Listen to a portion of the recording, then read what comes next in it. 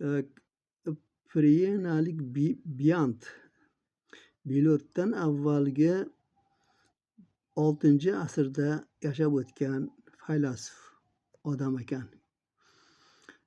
Qadimgi Yunon faylasufi Biyant Yunonistondagi 7 yetakchi faylasufning biri edi. Biyantning ona shahri Sarkarda Kir lashkarlari tomonidan zabt etiladi. Shahar aholisi eng qimmatbaho buyumlarini olib qocha boshlaydi. Faqat Biyantgina hech narsa olmay bo'sh qo'l bilan shahardan chiqib ketadi.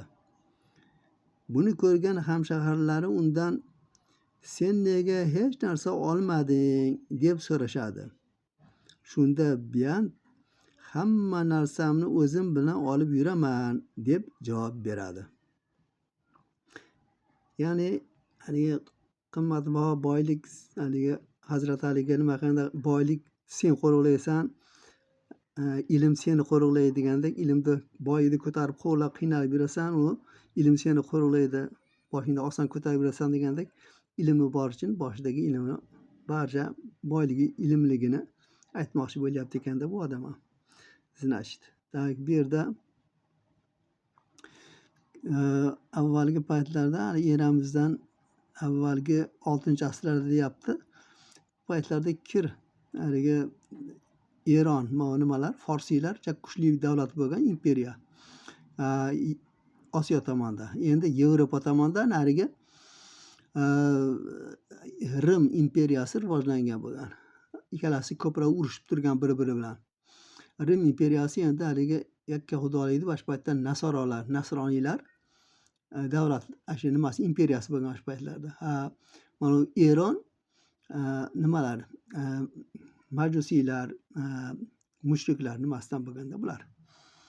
Shu paytlarda shu Kir degan podshosi bo'lgan Eronda. Shu nimalar forsiylar bostirib borgan paytlarni davri ekan, shu paytlarda bo'lgan voqea ekan bu. Davomi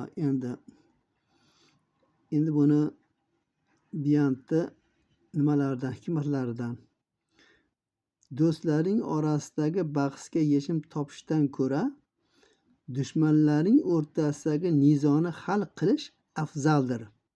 Chunki do'stlaring o'rtasiga tushsang, biri seni dushmaningga aylanadi.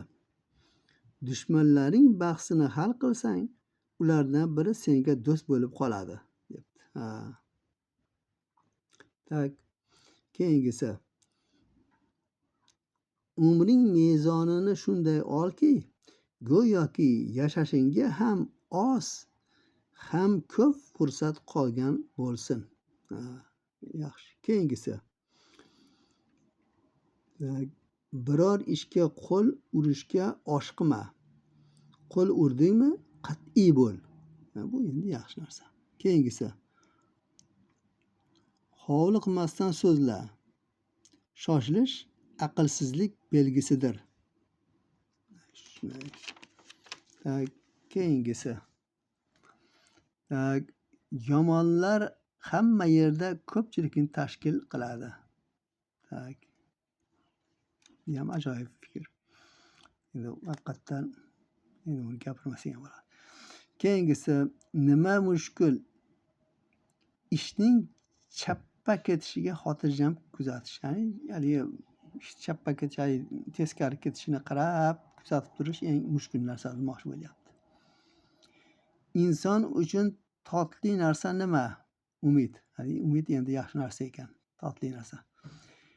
Inson qaysi ishdan zavq oladi? Foyda olishdan. Albatta kim foyda olsa zavq oladi. Eng yaxshi maslahatchi kim? Vaqt. Albatta vaqt hamma narsani hal qiladi. Keyingisi. Baxtsizlikka dosh berolmaydigan odam baxtsizdir. Albatta sabrsiz odam baxtsiz degani. Kim sabr qilsa, Qur'onda yozilishicha bo'yicha sabr qilgan men bilan deydi. Kim sabr qilsa Alloh bilan birga bo'ladi degan so'z bo'ladi. U baxtli bo'ladi. sabr tayi sariq oltinni bekorga aytilmagan.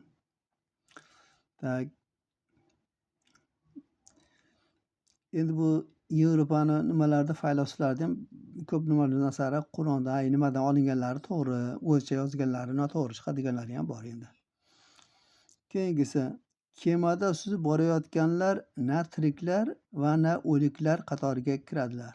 Ya'ni kemaga chiqqandan keyin bu paytlarda kema cho'kib ketsa birdaniga hammasi kemaga chiqqanda joni bir degandek yo o'lib ketadi yo borsa hammasi tirik yetib boradi degandek ma'noda aytgan ekan. Keyingisi, kuch bilan emas, ishonch bilan zabt